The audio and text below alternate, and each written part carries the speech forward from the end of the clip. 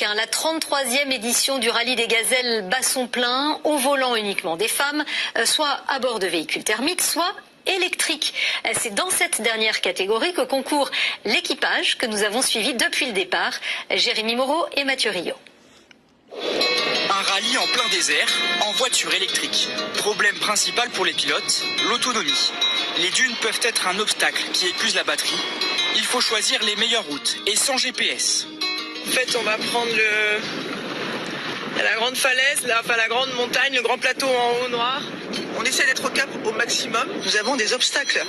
Et donc, j'ai passé mon temps à recalculer, à faire des triangulaires, à repositionner la voiture comme il faut. Tenir le cap, Armel et Manal sont rodés. AL2, 15 participations à ce rallye 100% féminin. Mais personne n'échappe aux problèmes techniques. Mais là, si je le descends, ça va toucher, c'est dangereux ça.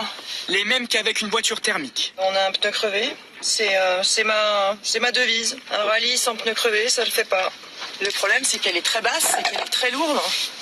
Du coup, il faut vraiment être sûr quand on est dans le sable, surtout les herbes à chameau, de savoir où on va mettre ses pneus. Allez, vive l'électrique! Pour se recharger, l'équipage peut compter sur des checkpoints. Ce camion est un immense chargeur nomade. Cette année, sur 200 équipages, 20 voitures électriques.